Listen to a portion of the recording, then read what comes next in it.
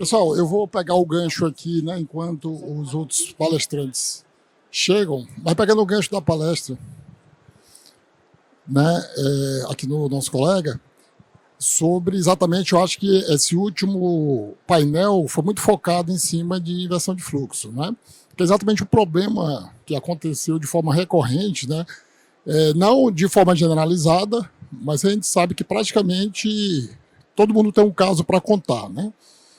E eu gostei da palestra por conta exatamente desse foco em cima de dois pontos, né, que eu quero evidenciar. Primeiro, é a assimetria de informações, né? A gente sabe que a regulação, tanto a regulação 1000 como as alterações que vieram da 1059 e a 1098, falando especificamente sobre a inversão de fluxo, né, eles falam que a distribuidora tem que fornecer todas as informações que comprovem aquele laudo que ela fez da inversão de fluxo. E a gente sabe da dificuldade, né? E às vezes do próprio integrador, que não tem um conhecimento suficiente, para fazer uma contraprova a esse resultado, né? Esse laudo que a concessionária apresenta, né? A gente sabe que no site da ANEEL tem lá o BDGD, que é um banco de dados geográficos da distribuidora. Só que esse banco de dados é totalmente desatualizado, tá? Para você ter ideia, semana passada eu baixei, a informação era de outubro de 2023. Então, como é que eu vou preparar, né, uma resposta a uma recusa na conexão por inversão de fluxo se eu tenho os dados da rede de mais de um ano e meio atrás? Não tem como. Aí você pede para a concessionária apresentar, que como falou nosso colega, agora esqueci teu nome, Ana, né? Que está lá no artigo 22 da resolução, que eles são obrigados a apresentar esses dados, né, inclusive com prazo, tem prazo de 30 dias para apresentar. Mas diante disso tudo, o que a gente vê é o seguinte, muita frustração, né, daquelas pessoas que queriam conectar seu sistema e foram impedidos, né. A ANEEL depois criou aquelas 3 condições para poder fazer a conexão, mesmo assim, em muitos casos não atende, né. Até porque o Fast Track você, inclusive, tem que assinar um termo compromisso, né, que você não pode fazer um aumento de carga futura. E a gente vê algumas saídas, que seria exatamente essa modernização da rede, né, porque a gente sabe que a estrutura da rede de distribuição ela está sucateada, tá? Equipamentos eletromecânicos, como a gente viu agora na última palestra, né? Nós não temos, né, no Brasil, o que é muito discutido no setor elétrico, né, que é os 5Ds da energia, né? Então, o D da digitalização no Brasil, nós estamos atrasados 100 anos, tá? Nossa rede não tem informação de nada, ao contrário da rede de transmissão, né? Então, a ideia de a gente... A ideia que o Leandro... A ideia que o Leandro apresentou aqui, exatamente, de fazer esse controle da GD já existe na geração centralizada. Tá? Na geração centralizada, o operador da rede de transmissão ONS, ele tem controle e ele pode comandar o desligamento provisório durante um determinado período de qualquer usina centralizada. Mas na GD não tem. Tá? A GD não tem porque nós não temos digitalização, né? A gente sabe que os inversores podem dar essa informação. Né? No caso da centralizada, a gente tem um controlador, que é o PPC, né? Que é um Power Plant Control, que é um sistema que faz essa comunicação, né, da usina com a rede, né, ele faz essa integração e, através dele, eu posso desconectar a usina em determinados períodos que há realmente aquela inversão de fluxo e não você negar a conexão no projeto, considerando a poucas horas, às vezes minutos do dia, porque naquele ponto, aquele determinado dia, e é uma coisa que não é dinâmica, e o sistema elétrico a gente sabe que é dinâmico, então você não pode considerar um ponto, né, como se fosse uma referência para todo o funcionamento dos 30 dias da rede. E eu vejo, Leandro, a questão também, além do que você falou, de ter esse controle, né, que eu acho que vai demorar, porque para você digitalizar a rede não é do dia para a noite, eles não conseguem atualizar nenhuma subestação, imagine, né, você ter esse controle da geração distribuída, mas eu acho que é o advento das micro-redes. Eu acho que as micro-redes poderiam ser um start inicial para esse processo, exatamente, de controle, para que não haja tanta problemas de negação de conexão através da inversão de fluxo. Eu queria que você comentasse um pouquinho sobre isso aí. Eu foquei na inversão de fluxo porque é o assunto, né, do tema do painel, do momento, né, e como eu falei, eu sou de técnico regulatório, eu deixo pro pessoal, para a turma do Frederico lá, do Everton aí para trabalhar, a Ana, que a questão toda, eu já debati isso com várias pessoas aí, é que se foi construído o modelo baseado que todo mundo tem que usar a rede, conectar a rede e trabalhar com a rede, né? Então essa era a ideia. A microrrede é a mesma questão, se não tiver digitalização, se não tiver no monitoramento, não funciona. Ela precisa disso. E, inclusive, precisa disso, qual que é o problema todo? As funcionárias ficam pensando no modelo tarifário. E ela está pensando que essa digitalização tem que ocorrer para todo mundo ao mesmo tempo. Eu falei, não, é só começa com os 500K para cima, depois passa para 300K, vai fazendo, que é os que estão mais críticos, pega as mini GDs, pega depois da micro GD até 50 para cima, né? Não precisa fazer um para todo mundo. E aí, nesses casos, a tarifa é grande, é menor. E aí, mas a micro GD entra no mesmo modelo. Ela é viável, só que se a micro GD for isolada da rede, né, isso pode virar viável a partir do momento que as baterias forem baratas e a geração fotovoltaica for... Que eu estou me incomodando tanto com a rede, o investimento que eu faço para ter um pouquinho mais de geração e nunca mais ter relação com a rede, é melhor do que eu não ter. Então, acho que esse é um ponto também que entra... É uma dicotomia. Tanto é que não é tanto problema de inversão de fluxo, tem muita concessionária com empresa para fazer mini GD.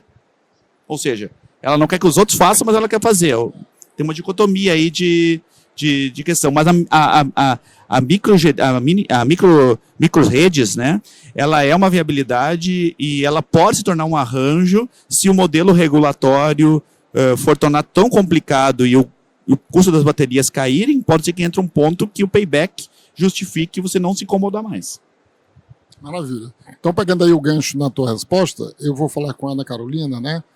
Ana, você demonstrou aqui exatamente uma recusa à inversão de fluxo que você conseguiu reverter, baseado em informações. É claro que para fazer um trabalho desse, você tem que ter muito conhecimento, né? Conhecer ferramentas para fazer rodar a inversão de fluxo, com OpenDSS e outras ferramentas que existem no mercado, que geralmente, assim, em geral, os integradores não têm esse expertise, esse conhecimento, né? Mas eu queria perguntar para você, assim, ao final você conseguiu exatamente o que o cliente queria, fazer a conexão, né? Então, o que a gente vê na resposta da negativa por inflação de fluxo, parece que é um copia e cola, né? O pessoal pega um laudo e repete ele para qualquer acessante, né, sem fazer o mínimo, né, de um detalhamento específico, porque cada conexão é específica, né, um ponto diferente da rede, né, é um ramal diferente, é uma subestação diferente. Então, não dá para fazer copia e cola, e é o que a gente faz, geralmente, quando eles são confrontados, né, com um especialista que consegue debater no mesmo nível, você consegue reverter porque mostra que realmente o que acontece. Existe um fluxo, né, de informações muito grande que as concessionárias não estão preparadas. E eu sei, porque eu conheço profissionais que fazem esses estudos, ele fala, rapaz, eu tenho que fazer 20, 30 estudos por dia, não dá para fazer. Então eu pego um modelinho e mando embora, tá? Então isso, pessoal, é o que acontece na maioria das vezes. Então, eu acho que assim, isso aí eu acho que é um alerta para que vocês procurem sempre um especialista para fazer esse estudo. É claro que isso aí precisa ver o custo-benefício, né? Às vezes um sistema muito pequeno não vale a pena você pagar esse custo. E um sistema pequeno está liberado, o Fast Track até 7.000 kW, mas um sistema maior, né, como ela estava fazendo de 375, vale a pena você pagar um estudo desse, porque na maioria das vezes aquele relatório não é muito consistente. Aí eu queria perguntar para a Ana Carolina como é que foi esse relacionamento, e eu acho a cara deles, eu acho que o profissional que assinou um relatório desse, depois reconheceu o erro, e parece que foi 2 vezes, né, que foi e voltou. Primeiro ele reconheceu 5, depois 30 e depois 375, não foi isso? Tá para escutar? Na verdade, antes de que eu comecei a entrar com o processo, o cliente já tinha feito 5 reclamações, né? O cliente era engenheiro eletricista,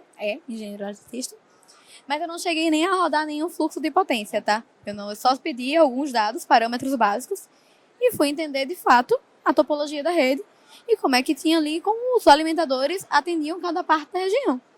E naquele momento, quando eu já tinha um acesso àquele mapa da rede de média tensão, eu identifiquei que tinha um alimentador que tinha uma carga mais alta e tinha uma GD com menor, que tinha menos GD conectado ali, e eu percebi que tinha uma possibilidade entre 2 alimentadores. E comecei a insistir. Quero dado disso, quero dado disso. Talvez quando eles viram que aqui desse lado eu sabia do que eu estava perguntando e tinha as informações concretas da rede, né? Mesmo naquele momento sendo o BDGD, na época que quando eu comecei a mexer nele, foi o de 2023, depois foi o de 2024.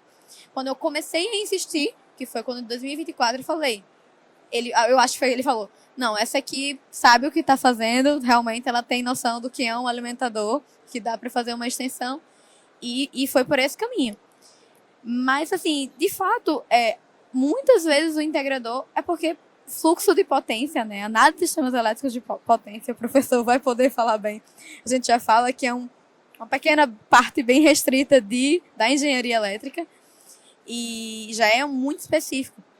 Mas, nesse caso, era muito óbvio pela questão da simultaneidade de que não iria ter uma inversão porque não ia nem chegar na rede. Tanto é que eu peguei os dados da memória de massa e cruzei, né, com os dados de geração de 7 às 17 horas. A gente é fácil fazer essa estimativa hoje em dia.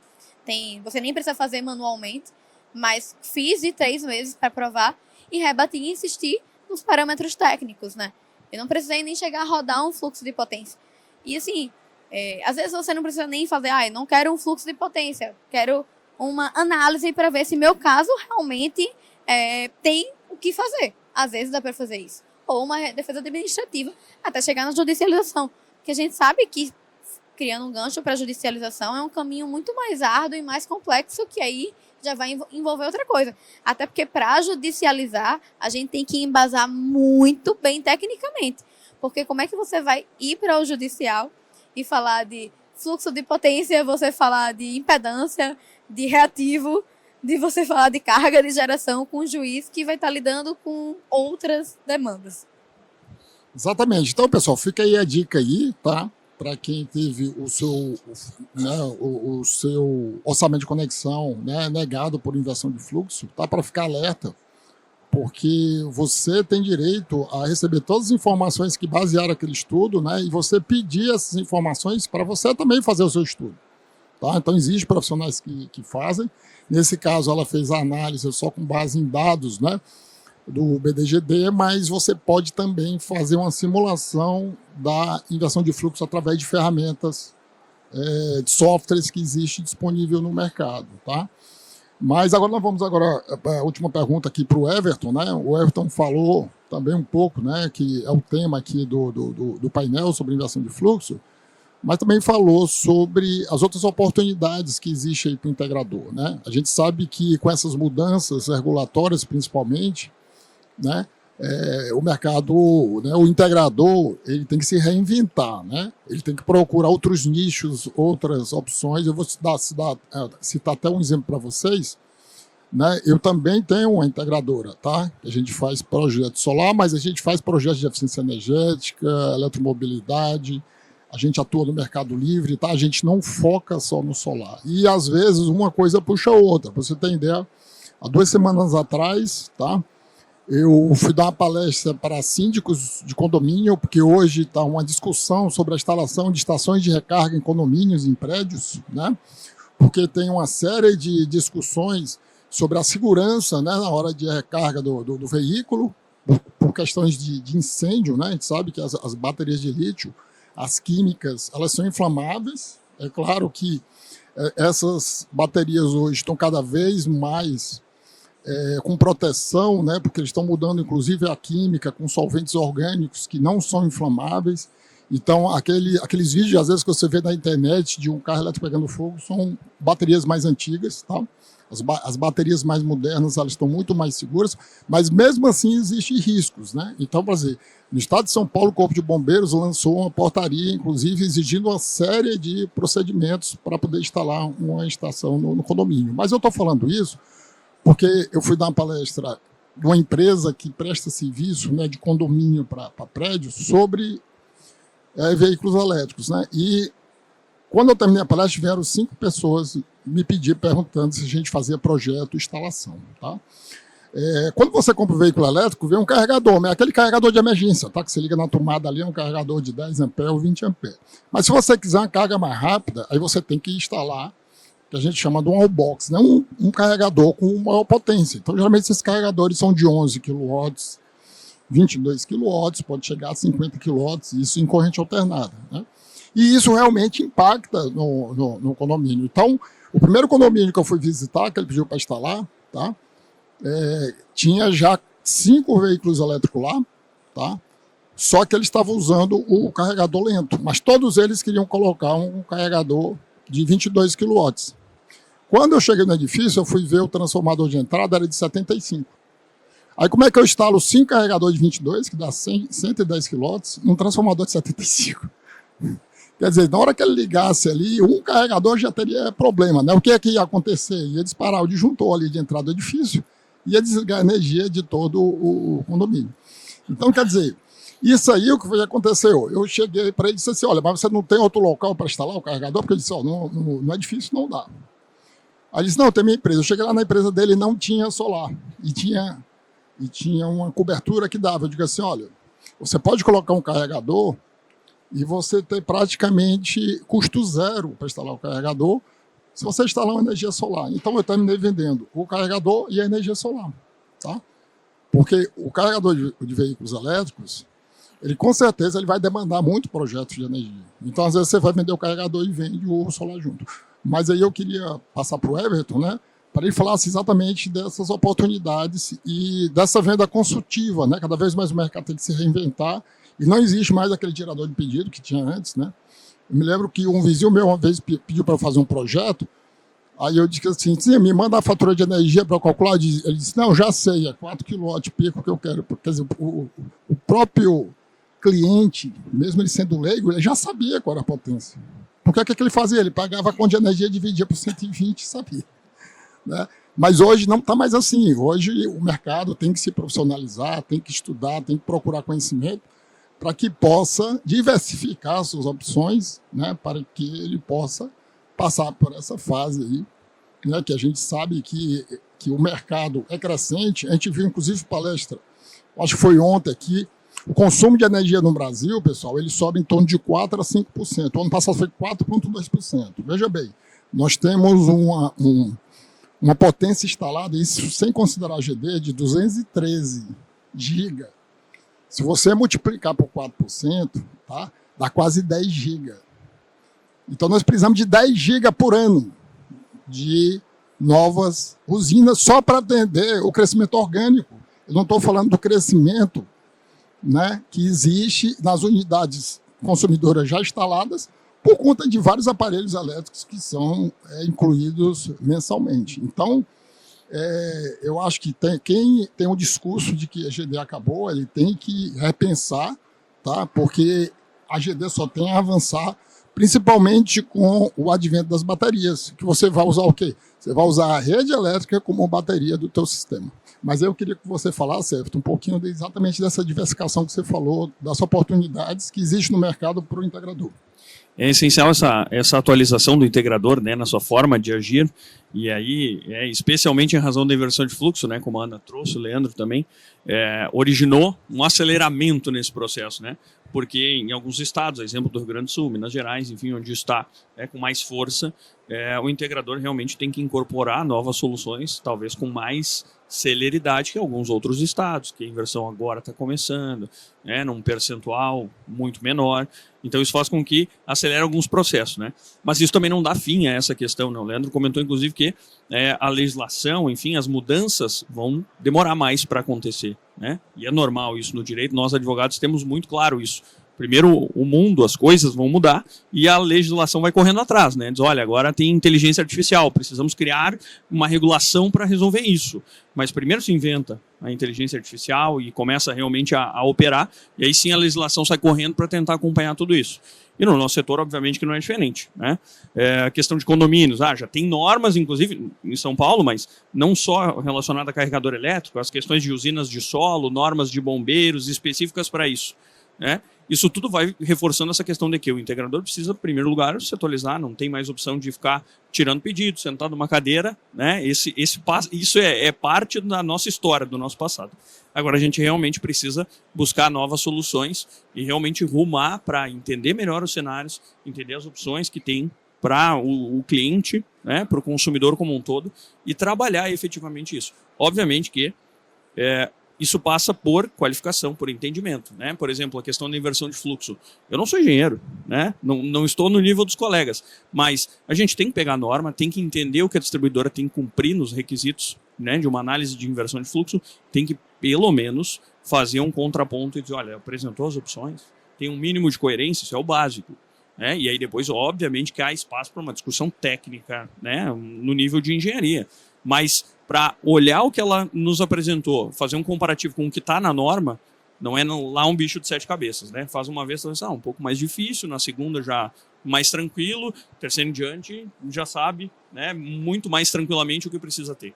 Então isso é atualização constante, aproveitar obviamente as novas opções de mercado e acreditar, né? Vamos lá, do início, tem que acreditar em primeiro lugar. Se nós do setor não acreditarmos que ele vai permanecer, quem é que vai comprar a ideia, né? Então, pessoal, estamos encerrando aqui o dia de hoje. Amanhã a gente continua, né, com o evento. Amanhã vai ser um dia só para storage, né, para sistemas de armazenamento de energia. Então, é interessante que todos participem. A gente queria agradecer e pedir palmas para os palestrantes aqui.